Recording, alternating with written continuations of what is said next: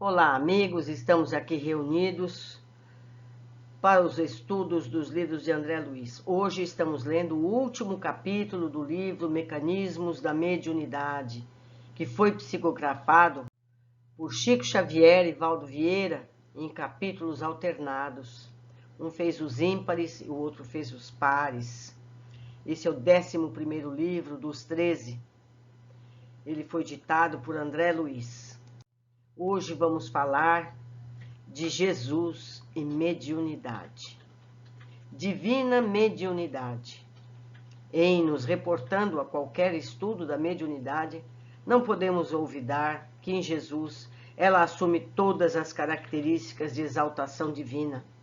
Está em A Gênese, página 293 a 294, da Federação Espírita Brasileira, em sua 12ª edição. Nota de Allan Kardec. Com referência aos fenômenos da mediunidade em Jesus, agiria como médium nas curas que operava? Poder-se-á considerá-lo poderoso médium curador? Não porquanto o médium é um intermediário, um instrumento de que se servem os espíritos desencarnados, e o Cristo não precisava de assistência, pois que era ele quem assistia os outros. Agia por si mesmo, em virtude do seu poder pessoal, como o podem fazer, em certos casos, os encarnados na medida de suas forças. Que espírito, ao demais, ousaria insuflar de seus próprios pensamentos e encarregá-los de os transmitir? Se algum influxo estranho recebia, esse só de Deus lhe poderia vir. Segundo definição dada por um espírito, ele era médium de Deus. Essa nota foi indicada pelo autor espiritual. Foi André Luiz quem disse isso. Desde a chegada do excelso benfeitor a um planeta, observa-se-lhe o pensamento sublime penetrando o pensamento da humanidade. Dir-se-ia que no estábulo se reúnem pedras, arbustos, animais e criaturas humanas, representando os diversos reinos da evolução terrestre para receber-lhe o primeiro toque mental de aprimoramento e beleza. Casam-se os hinos singelos dos pastores aos cânticos de amor nas vozes dos mensageiros espirituais, saudando aquele que vinha libertar as nações, não da forma social, que sempre lhes será vestimenta as necessidades de ordem coletiva, mas no hálito das almas, em função da vida eterna. Antes deles, grandes comandantes da idade Antes dele, grandes comandantes da ideia haviam pisado o chão do mundo, influenciando multidões. Guerreiros e políticos, filósofos e profetas alinhavam-se na memória popular, recordados como disciplinadores e heróis, mas todos desfilaram com exércitos e fórmulas, enunciados e avisos, em que se misturam retidão e parcialidade, sombra e luz. Ele chega sem qualquer prestígio de autoridade humana, mas com a sua magnitude moral, e imprime novos rumos à vida, por dirigir-se acima de tudo ao espírito em todos os climas da Terra, transmitindo as ondas mentais das esferas superiores de que procede, transita entre as criaturas, despertando-lhes as energias para a vida maior, como que a tanger-lhe as fibras recônditas, de maneira a harmonizá-las com a sinfonia universal do bem eterno. Médiuns preparadores. Para recepcionar o influxo mental de Jesus, o Evangelho nos dá notícias de uma pequena consagração de médiuns, a feição de transformadores elétricos conjugados para acolher-lhe a força, armazená-la de princípio, antes que pudessem canalizar os recursos. E longe de anotarmos aí a presença de qualquer instrumento psíquico, menos seguro do ponto de vista moral, encontramos importante núcleo de medianeiros desassombrados na confiança e corretos na diretriz. Informa-nos assim, nos apontamentos da Boa Nova, de que Zacarias e Isabel, os pais de João Batista, precursor do médium divino, eram ambos justos perante Deus, andando sem representação em todos os mandamentos e preceitos do Senhor. Isso está no item 21 que eu vou ler no fim. De Maria, a jovem simples de Nazaré, que acolheria o embaixador celeste nos braços maternais, se achava em posição de louvor diante do Eterno Pai, na nota 22 que eu vou ler abaixo. Que José da Galileia, o varão que o tomaria sob paternal tutela, era justo, no item 23 eu sigo. Que Simeão, o amigo abnegado que o aguardou em prece durante longo tempo, era justo e obediente a Deus, na nota 24. A Quiana, a viúva que o esperou em oração no templo de Jerusalém por vários lustros, vivia servindo a Deus.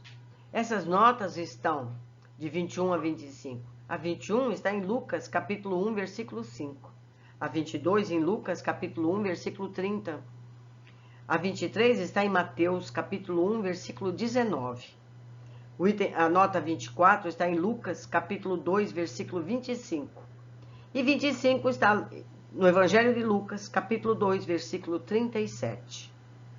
Esse grupo de médiuns admiráveis, não apenas pelas percepções avançadas que os situavam em contato com os emissários celestes, mas também pela conduta irrepreensível de que forneciam testemunho, surpreendemos o circuito de forças a que se ajustou a onda mental do Cristo para daí expandir-se na renovação do mundo. Efeitos físicos. Cedo começa para o Mestre Divino, erguido à posição de médium de Deus, o apostolado excelso em que se lhe caberia carrear as noções da vida imperecível para a existência na Terra. Aos 12 anos, assenta-se entre os doutores de Israel, ouvindo-os e interrogando-os, a provocar admiração pelos conceitos que expendia e a entremostrar a sua condição de intermediário entre culturas diferentes. Isso está descrito em Lucas, capítulo 2, versículo 46. Iniciando a tarefa pública, na exteriorização de energias sublimes, encontramos-lo em Caná, na Galileia, oferecendo notável demonstração de efeitos físicos, com ação à distância sobre a matéria, em transformando água em vinho. Isso está em João, capítulo 2, versículo 1 a 12. Mas o acontecimento não permanece circunscrito ao âmbito doméstico, porquanto, evidenciando a extensão dos seus poderes associados ao concurso dos mensageiros espirituais, que de ordinário lhe obedeciam às ordens e sugestões, nós o encontramos de outra feita a multiplicar pães e peixes. Isso está em João, capítulo 6, versículo 1 a 15. No topo do monte, para saciar a fome da turba inquieta, que lhe ouvia os ensinamentos e a tranquilizar a natureza, em desvario, quando os discípulos assustados lhe pedem socorro diante da tormenta. Isso está em Marcos, capítulo 4, versículo 35 a 41. Ainda no campo da fenomenologia física ou metapsíquica objetiva, identificamos-lo em plena levitação, caminhando sobre as águas. E em prodigiosa ocorrência de materialização ou ectoplasmia, quando se põe a conversar diante dos aprendizes com dois varões desencarnados que positivamente aparecem glorificados a lhe falarem de acontecimentos próximos. Isso está em Marcos, capítulo 6, versículo 49 e 50, e em Lucas, capítulo 9, versículo 28 a 32. Em Jerusalém, no templo, desaparece de sofre, desmaterializando-se ante a expectação geral, e fica aqui minha observação. Ele desaparece, ele se desmaterializa. Como era esse corpo físico de Jesus? Meditem a respeito. Isso está descrito em João, capítulo 7, versículo 30. Na mesma cidade, perante a multidão, produz-se a voz direta, em que as bênçãos divinas se assinalam a rota. Isso está em João, capítulo 12, versículo 28 a 30. Em cada acontecimento, sentimos-lo a governar a matéria, dissociando-lhe os agentes, reintegrando-os à vontade, com a colaboração dos servidores espirituais que lhe acessaram o ministério. Efeitos intelectuais. No capítulo dos efeitos intelectuais, ou se quisermos, nas provas e metapsíquica subjetiva, que reconhece a inteligência humana como possuidora de outras vias de conhecimento, além daquelas que se constituem dos sentidos normais, reconhecemos Jesus nos mais altos testemunhos. A distância da sociedade hiermessolita vaticina os sucessos amargos que culminariam com a sua morte na cruz. Isso está em Lucas, capítulo 18, versículo 31 a 34. Utilizando a clarividência que lhe era peculiar, antevê Simão Pedro cercado de personalidades inferiores na esfera extrafísica e avisa-o quanto ao perigo de que isso representa para a fraqueza do apóstolo. Isso eu vou descrever mais adiante, tá? O versículo do Evangelho. Nas últimas instruções, ao pé dos amigos, confirmando a profunda lucidez que lhe caracterizava as apreciações percursientes, demonstra conhecer a perturbação consciencial de Judas. Vamos citar mais adiante. A despeito das dúvidas que a ponderação suscita entre os ouvintes, nas preces de Getsemane, aliado clarividência e clareaudiência, conversa com o mensageiro espiritual que o reconforta. Isso está, o item, a nota 35, está em Lucas, capítulo 22, versículo de 31 a 34. A nota 36 está em João, capítulo 13, versículo 21 a 22. A 37 está em Lucas, capítulo 22, versículo 43.